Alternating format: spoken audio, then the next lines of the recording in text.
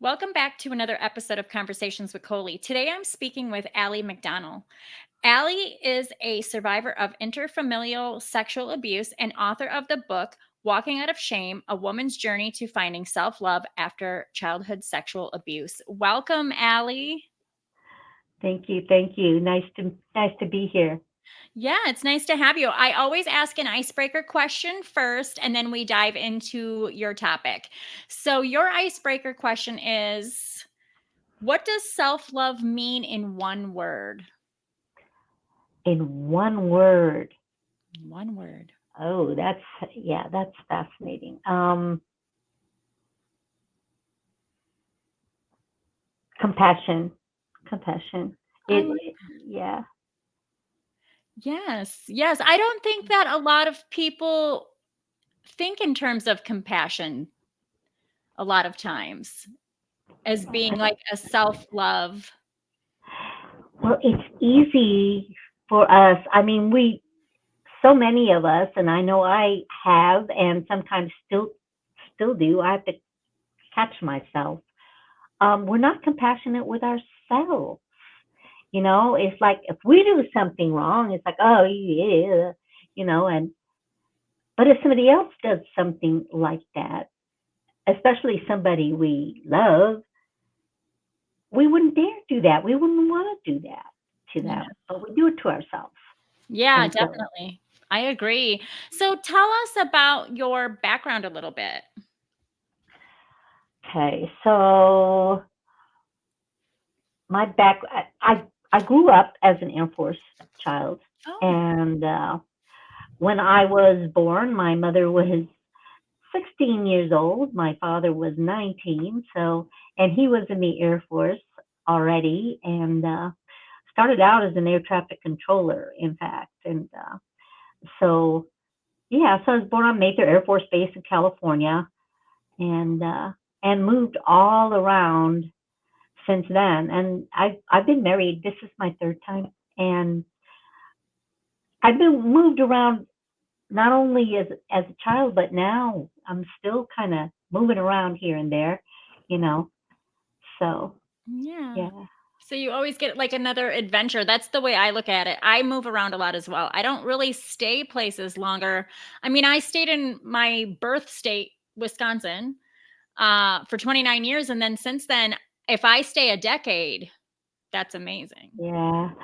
I used to think it's funny because I used to think, oh, that must be so boring, and it's just to stay in one place all the time. And I can see both sides of it Yeah. now. I can see both sides where it's very, it can be very satisfying to, be able to build friendships and keep them and, not be starting all over. And, but on the other hand, I love traveling. I still got a little bit of gypsy blood in me, I think. Oh, I love that. I love that. So tell me about your childhood. Okay. So, yeah, it's like I say in my book, I had a father who was he was kind of both sides. He was the father who, took me out. We call it frog hunting. We would take him and put him in our little pool, and at night go around looking for frogs. I remember doing that once, and him taking me out when I said I wanted to go find a purse, and doing these things with me, and then helping me with my math homework, whatever. And this was, I would say this was the same father. And he also started sexually abusing me when I was 5 years old, you Mm, know, mhm. and got up in his lap and he started touching me. And when you're a child, you have no concept of what to do to that. With that, it's like, what do you do with that? And didn't quite understand it even at that age, I don't think. Yeah. And so it's like, well, he's he's the one who knows everything. He's the wise one. He's the one who takes care of me. And so I'm sure he wouldn't. It's like that's a child's mind, right? I'm sure he wouldn't do anything that was, gonna Wrong. harm me, Right. right? But yeah, and you learn as you grow up that the adults are not the gods we think they are when we're 3 years old. Yeah. It's like, and they, and both of my parents had stuff going on where my father came up in a rough childhood, and so, and when I was a child in that time in the 50s, nobody was really talking about that. They weren't. It wasn't as open. Boy, a lot of people are coming out now talking about trauma, and thank goodness. Like, Yeah. let's be truthful, and let's stop these generational things that keep happening over and over again. Yeah, You I know, think the silence keeps it going, right? And the secretiveness. exactly. It keeps going because nobody's talking about it. Nobody is admitting what happened. And that was my father. He got beaten as a child by his stepdad, and he had an awful, from what I could gather, I didn't know whole tons about it because he didn't talk a lot about it, but what I could gather, he had a horrible childhood. And Yeah. so he didn't know what to do with a child. Not really. Right. Not really, Right. you know. And my mother was she was kind of, I say in my book, she was kind of inculcated by him the same way I was. She was only 15 when she met him, and Yeah. you know, So she was yeah, still a child as well. and she got pregnant, and then it's, yeah, she had me when she was 16, and yeah, so she was very much under his thumb too. Yeah. So nothing. I mean, it was like there was no protection there, and Right. for a lot of years, I was really really angry about that. Um, really angry about that, but it's like finally I understood that no, she didn't think it was okay. It wasn't all right with her. Right. She was just as scared and as actually rageful, both, as I was. But she just didn't show it to me then. You Right. know, So was she aware? she was, she Mm, was. Parts of it, it's like she would, she would deny, like she would be in denial about how much she knew or didn't know. But yeah, she knew what was going on, and that was part of, yeah, that was part of my rage. yeah. You Yeah. know, Yeah, as it should be, because as we're younger, we're looking at it like you're our protectors. You're supposed to know, you're supposed to have the answers. And then we get angry because you're seeing that the people who can step in and help you aren't making those moves to help you. Instead, the situation continues to go on. yeah, yeah. And yeah, my mom had her own stuff going on. My dad had his own stuff going on, and there was a point where it's like, okay, I understand. Like mentally, I understand. I get. So I thought I forgave, but I realized that it wasn't until I balanced that with my emotions. Like two things can be true at the same time. I read that online, and I'm like, oh, that is so good. Like, Yeah. it's true that your parents did the best they could. You know what? Yes, they did. Yeah. They did the best they knew how. And I was wounded at that time. I felt wounded. I Yeah. don't I don't call myself wounded anymore, but yeah, I felt wounded. And you have to say, you know what? Those can both be true at the same time. And it wasn't until I really understood that I could say, okay, I can forgive because I got to acknowledge my feelings, Mhm. you Mhm. know. Yeah. And as long as I was ignoring that, I wasn't really forgiving. What I was doing was bypassing. Yeah, right, exactly. So you were just probably kind of like myself, waiting to get to be adulthood so you could start your life. Yeah, Yeah. yeah, yeah. I think I that was. because of And society and a lot of the things that they were facing. Like, if your mom chose to leave her husband, right, and take her children, there would have been a whole layer added on of shame onto her for how dare you for leaving your husband, because nobody's going to say, well, he was doing, because it brings more Right. shame. That's true. That's true. And she just, I mean, I've talked to her about it, and she just felt she's, by the time I was born when she was 16. By the time she was 21, she had four. Oh, wow. And she was like, so Overwhelmed. yeah, so I talked to her about that, and it was like, um, she's like, yeah, by the time I was 21, I already knew I wished I wasn't married to him, but I did not know what to do. I did not know how I was going to support All all these my kids. kids. Yeah. Yeah, four children. I did because she finally got a GED. She didn't, she didn't even graduate high school yet. So she was just like, what am I going to do? You Yeah. know? Yeah, because back in those days too, a woman's place was to make a home and make babies, and that was our role. I don't know if Yeah, you felt that, but I know in the '70s I felt a little of that and was like, "This is crap." definitely.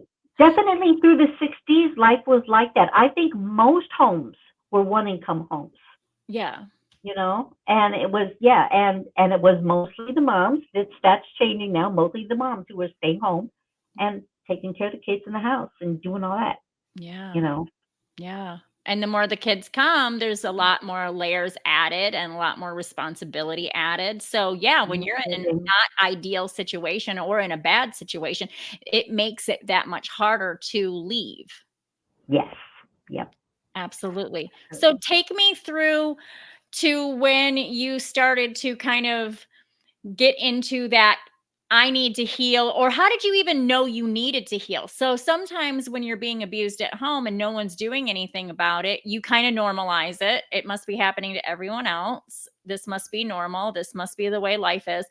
When did you come to the realization this is not okay and I need to work on myself? Well, okay, so there's a space between those. Yeah. When I was like, I don't even know for sure now, 7-ish, 8-ish, my dad said, you can't tell anybody about this because if you do, they'll come and take daddy away. They'll come and take me away. They'll put me in jail. And it was like, oh, like the little girl went, oh, this is illegal. So this is not okay in the outside world. I already knew it by 7 or 8, you Yeah. know. It's not okay out there. It's like, oh, but yeah, I kind of didn't know how to break his spell until I was 18 is when I finally said no and left. Like I was living in his house Yeah. without my mom at that time for a brief period. I had moved in with him in California with him too. I moved with him to California. There was a whole thing that went on with my family at that time. And I moved with him to California, but that's when it stopped. I started saying no. Yeah. And I left and I left.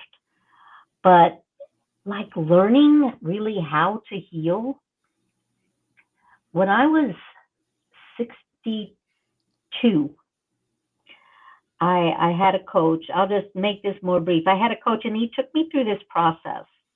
He started by asking me how old I was. I said, well, I'm 62 years old. So, okay, tell me about your life when you were 50. So I told him a little bit, oh, those were some great years. I was, doing this and that. I was losing weight. I was, feeling better about myself because food had always been an issue with me. That was one way that I self medicated.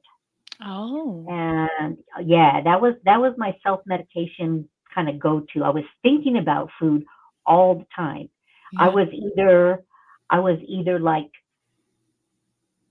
oh, I only had 800 calories today, and I was feeling really, really satisfied and happy about that, and losing weight, getting really thin, and wanting to lose more.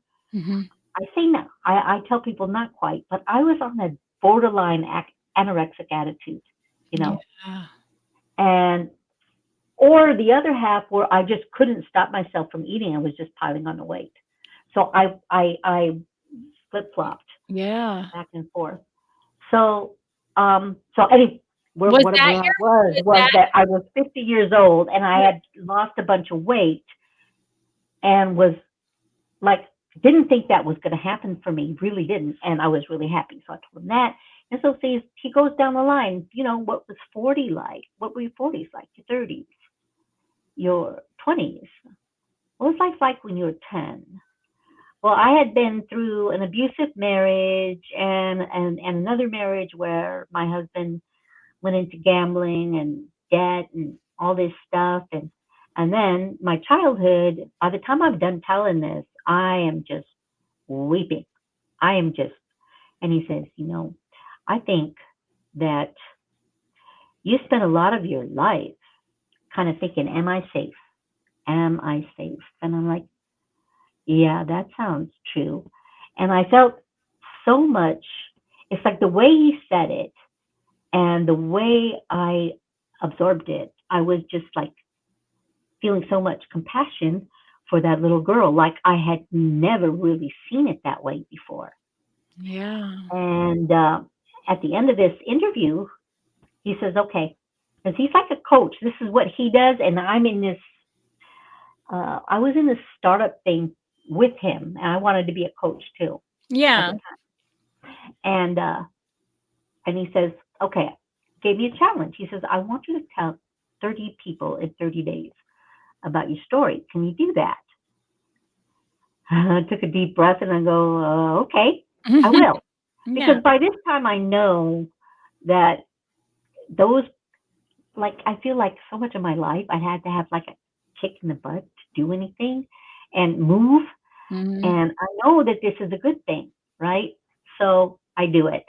I set up Zoom calls with 30 different people. Some are women from this women's empowerment group. Some are people from the startup that we're both in, and some are from the coaching course that I took, and just 30 people in 30 days. And by the time I did that, and I saw how people could honor my story, Mhm. how they could be just so accepting and loving, and it was like I didn't know it could be like this. Mhm. I did Mhm. not know it could be like this. And that was when it's like I took that in, and it's like uh, it was another maybe year or so, but it was just like, you know what? I am telling my story. And I met another coach who helped me write my book. I actually did that through his coaching course. His I name is love it. Perry.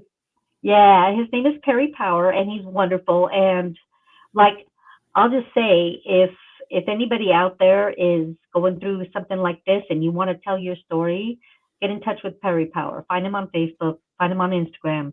Get in touch with Perry Power because he will help you write your story. Um, but and so it was just like I am just so done with hiding. So you were And keeping this a secret once you said no and walked away from it. You were keeping it a secret? Right. Oh, yeah, I was. I still wasn't talking. I wasn't talking to people about it. I mean, there were some people who knew.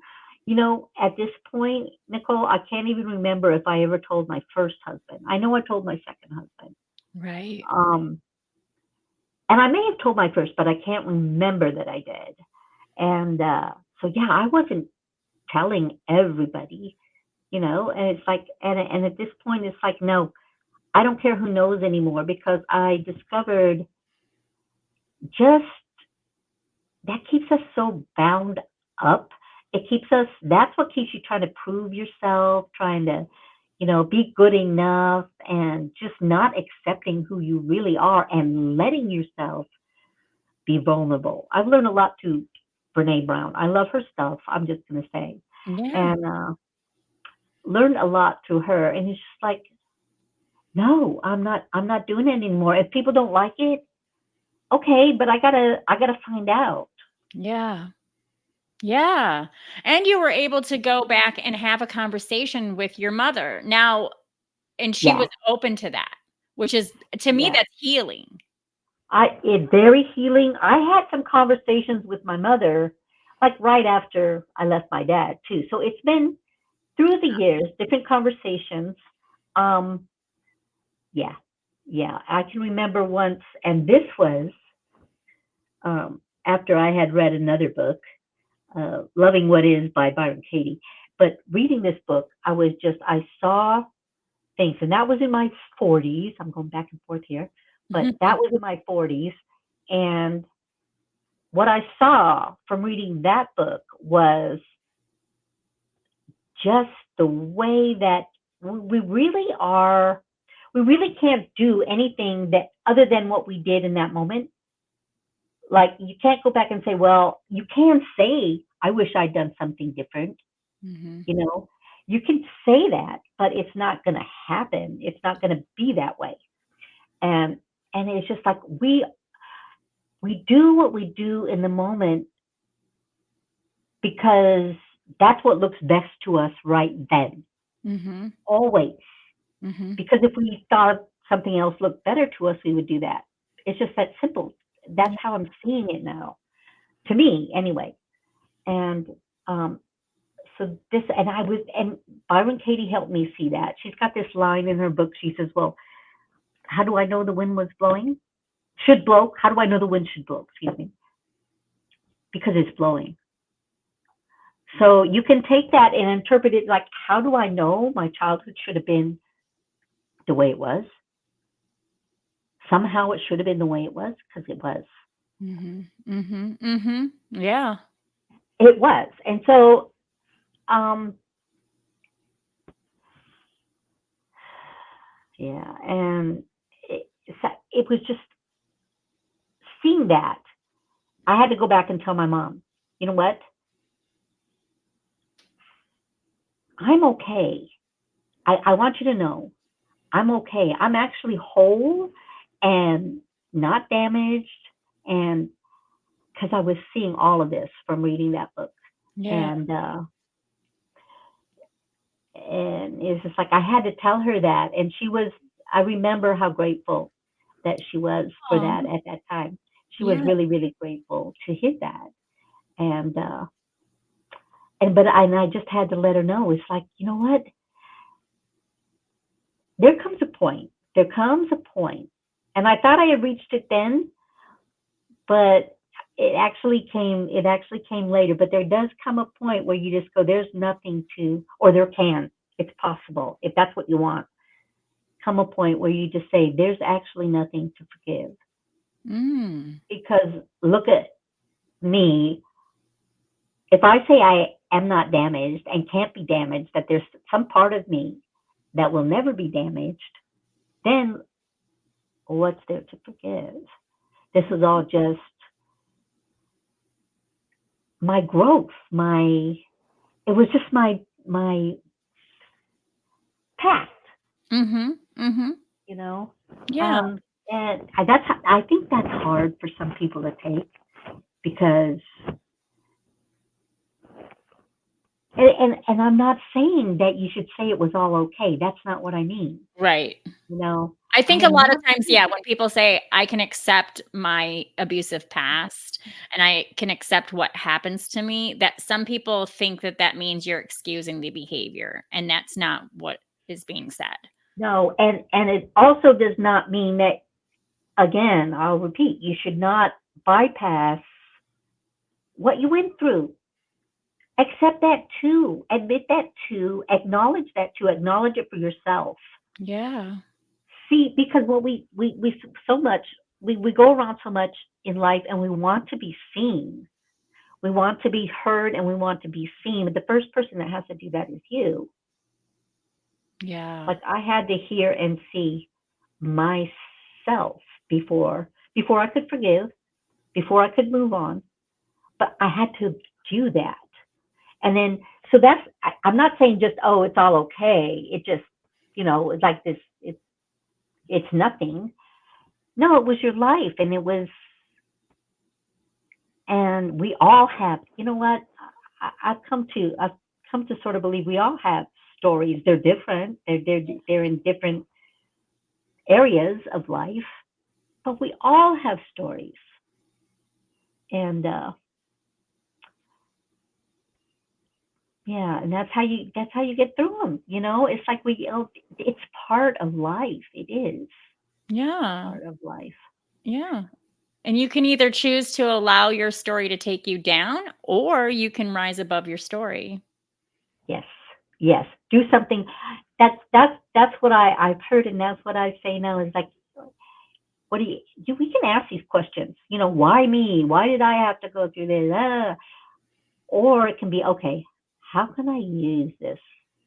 How can I use it? How can I make something of this? Yeah. And that's such a more powerful stand. Yeah, absolutely. So from your story came a book. And from that, where is this book journey taking you? Where's that book? You know, right now, so I published my book at the end of, so it was the end of 22, the end of 2022. And um, now it is just taking me to where I want to use my voice more because I've been so comfortable with using pen and typewriter and to to express myself. And now I'm learning, going on this journey to learn to speak. You Yeah. know, so Who are you that's what. hoping will hear you? Uh, the people who are stuck in their shame. I was stuck in my shame for such a long time. That's why it's called walking out of shame. You know, I was stuck in mine for such a long time, and I just, if I can be an instrument in this world to of making the announcement to people that really you don't have to live like that. It's not something you have to be chained by, and you can break those chains. So yeah, yeah, especially for me because that's my story, and so those are the people who are going to relate to it, who have been sexually abused, especially as children. Yeah. So those are the people I do want to hear, to hear me. If you're stuck in shame because of that, uh, it's I can tell you there is the other side once you start telling your story, and Mhm. once you start seeing that you don't have to be like live behind a mask and trying to prove yourself anymore. Yes. Yes. I'm so glad that you said living behind a mask because sometimes I think we bury what happens to us, put that mask of I'm normal out in Yeah, the outside world. Nothing has happened to me, but that's not the facts. no, no, and if we, it's like if we all could do that, it's like tell the truth about just about who we are, who we'd like to be, where we'd like to go, our dreams, and the things that we've experienced. Yeah. All of those things, there would be so much more connection in this world. That's another thing that I would. It's just like that's my mission is like more connection in this Yeah. world. You know, Yeah. Because shame so does divide. So, just kind of thinking about shame as a whole, who do you think, as when we're feeling that shame, who are we feeling that shame to? Do you know what I mean? Like when you're feeling ashamed of what happened to you and what things have happened to you in your life, who are we ashamed in front of? Like it's always us. It's never to the public, but we think it is. we we think it is. We think it is because we think if they knew, like if they really knew, right? If they really knew what my childhood was like, or if they really knew I did this or I did that. Could even be our own actions. Mhm. Yeah, and there's some stuff I took talk about in my book that I did, and but we all do things that we're not happy about, Right. that we're not proud of, and we all have those things that we think nobody would get it, and then when we tell other people, it's like there's a whole bunch of people. Like I thought everything I heard, Nicole, about sexual abuse by family, it's like, oh, it was an uncle, it was stepdad. It's like nobody's own father did that. Oh, Yeah. yes, it's happened Yeah. lots of times, Yeah. many times.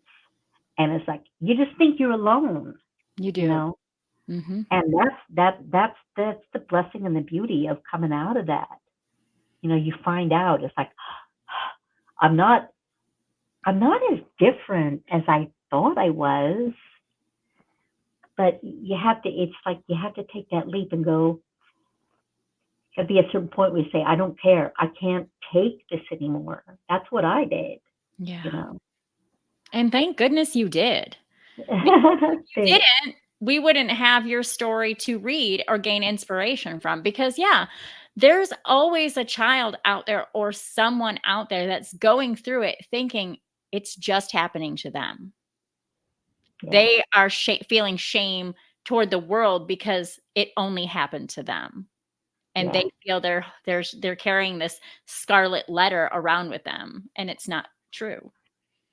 I love that scarlet letter. Yeah. It's like, yeah, Mhm. yeah. You think if you tell, the whole world is going to crumble, and that's not what happens. That Yes. is not what happens.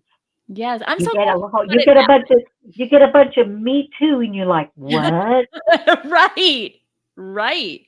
You look at the world completely from a different lens because it's almost like that childlike view has just been completely destroyed. Because I don't know if you remember, but I remember having this childlike, naive view of the world and what my parents represented, what the world was, and just all this stuff. And then it starts to unravel itself, and you start to see it from so many different sides that it completely kind of takes you for a different experience. Yeah, yeah, definitely.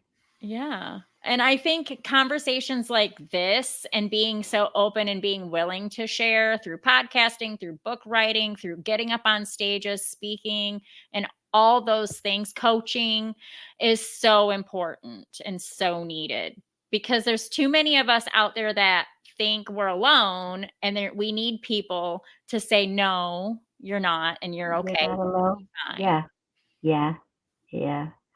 Look, Brene Brown talks about that too. Of course, other people do too. We are wired for that. We are wired for that connection. Hmm. And and that this is just a side note, but we're trying to get it in so many other ways these days. Like on social media, whatever. And that's not the real connection. Right. The real connection is when you get to be vulnerable with people, and yeah, and and it's mutual. It's like that's the real connection. Absolutely. I completely agree. That's one of the things I love about this podcast is that I get to have these deep conversations about things that a lot of us sweep under the rug, but we're having this deep conversation and it's just opening things up to feel acceptance and love and connection and unification and just all those things. So Yeah, I love. yeah. Do you see yourself getting into the coaching space? It it may happen. I did take a course. That was like at the beginning of 2000, so some years ago now. I did take a course. Evan Pagan. I don't know if you've ever heard of him. Um, no, but I took his course, like his 90-day course, and I thought I was going to come out of there and be a coach, but not yet, not yet. And I may. Yeah. I Yeah. love that. I love that because also in today's society or the narrative that is that once you become a certain age, your life is coming to an end, right? I don't know about you. Uh, I'm only in my late 40s, gonna be 50, but people kind of tote around this. I'm old, you're old, this, you can't do this, you can't achieve your dreams. And here you are saying, I might be a coach someday. I yeah. love that. I love that. Well, there's a little bit there of, yeah, and if I'm going to do it, I probably should do it sooner than later. But um, still, nevertheless, um, yeah, I'll throw this in here. My life took a turn, another kind of turn. It was the beginning of 2017. My husband and I, so we had just bought and renovated a house, paid for it outright, and uh, we'll be married 20 years in September. So it would have been like 17 years we were married, and um, all this stuff. And all of a sudden, he goes on this spiritual retreat, and he comes back and he tells me that he needs to go off by himself for a while and doesn't know if when he'll come back. And the past just has to be right then something that is in the past, and everything in the future is unknown. And I was like, wow, you Mm, know. And so I was already in my late 50s then, you know, and I was like, wow. So, but what happened was, yeah, I ended up going on my own spiritual journey, leaving. We left the house behind. oh, wow. I left my job. We've been living in the Airbnb life since like 2017, moving Really? around. We spent a lot of that time we had those mentors. We had mentors in the beginning that we were seeing, and that's not the case anymore. We're not doing that now, but yeah, we're still living an Airbnb life, moving around. I left my job, and it was like I never thought my life was. I would have bet you this could not have happened to me. Right. It's like no, I'm gonna work till I'm at least 65, and and didn't happen. So yeah, it's like life can take weird left turns. And Yes, I'm but so glad in it the did. best It's like I way. feel so free. I feel so free. It's like you're right. I'm not bound to what expectations, what I expected my life to be. It's like now it's like, well, what's possible? Yeah. I'm 66, but that's okay. Hey, What's yeah. possible? Yes, and that's what I love to hear because I got such a late start in my journey of healing. It took me a while to get there, and so I felt like, "Oh my god, my entire life has been wasted." But it's stories like yours that are like, "No, look at all the time you still have to still continue to dream and be something that you wish to be for Yeah, someone else or for yourself." yeah. Well, I'm so glad that you're not feeling like your life is wasted, because that's when we waste our life, when we decide, oh, I Yeah. can't do anything more. It's like, no, then you will if that's what you want to do. you Yeah. know. Yeah. I mean, Well, think about how powerful just that action of walking away from your newly renovated home, your yeah, job, and life as you know it and said, "I'm just gonna do it this way." And yeah, taking that huge leap. yeah, yeah. Dude. It was scary, and I'll tell you the truth, Nicole. I wasn't happy about it at first. I was angry at all this stuff that was going on. But it's like now I wouldn't have traded it. I would not have traded it. Yeah. How did you You know, shed past the anger? that was part of it. Was like I said, we were kind of wandering with these mentors, and it was processing stuff with them that helped me through that. Yeah. Really, it's like getting to see it comes to a point where you get to choose how you feel and you get to choose how you see the world and you so I could have decided that, I was going to be mad, but I decided with a lot of good help, wonderful help, I decided I didn't have to be. It's like, no, take it on, take on your decisions, you know, take them on and own them. And so that's what I had to do. I could stay resentful or angry about stuff that had happened, or I could take on my decisions. I decided to leave my job. I decided Yeah. to let the house go, you know, Yeah. and those were my decisions. So it's like, yeah, I can feel a victim to the way things happened, but that's not really the truth. I Right. wasn't. I made those decisions all along the way. And once you own that, it's like, okay, once again, what am I going to do with that? Yeah. I love Yeah. that. I love that. Oh, I think you have a coaching program just around all that. To Yay. be quite honest, because it's so true. I think that we get really super attached to the way we think it's supposed to be. You know what I mean? And that's what keeps us stuck in situations that are not good for us or our families, is because Yeah. we're so attached to what that expectation is. Yeah. Yeah. And yeah, you can take on victim mode. You can just decide that the world is just tossing you around, or like I said, you can own it. Yeah. So, I love that. I love that. So, if anyone out there listening wants to follow you, how do they find you? I am on Facebook. I could listen. I don't think I sent you the links to my social media, right? Right. I'll need your But links, we can, definitely.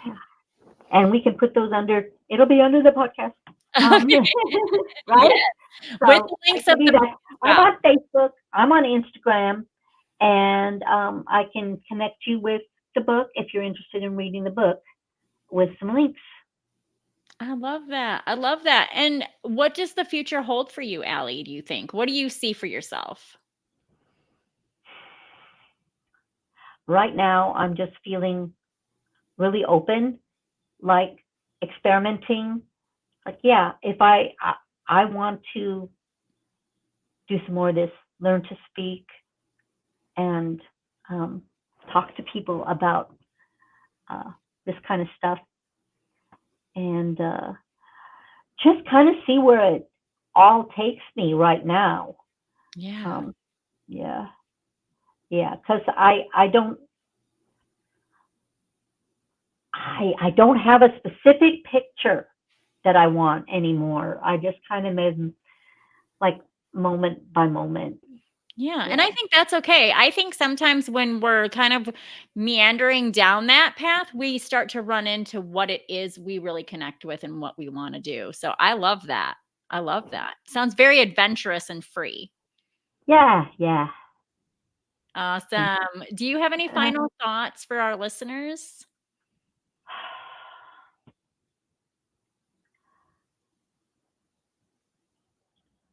So yeah, what I want to say is, if you think that healing is like impossible for you, that you can't do it, that you're different that way, you will be stuck. If you decide to open the door just a little bit and you say, I want to heal, then it's possible. That's all you have to do. You don't have to know how. You Yeah, don't have to know how it's all going to happen. You just have to open your heart up and say, I want to heal. Because I know some people who are so stuck in feeling bad that they don't want to believe that it's possible for them, you I love know? that person. 15 years ago, I was that person, 100%. Yeah, Went through yeah, all the therapies and did all the paid things and still felt the same because I was that person you're describing. yeah. Just, just, just, just open the door, and you don't have to know about forgiveness right away. You don't have to do any of that, like right off the bat. No, just open the door and say, I want to heal. That is my desire. It will get you there. That desire will get you there. Agreed. Agreed. I love that, Allie. Thank you so much for sharing your story and for coming on the show and being so open. I appreciate it. Well, thank you, Nicole. This was such a beautiful opportunity, and I really, really appreciate it. I love meeting you and getting to talk with you. Same.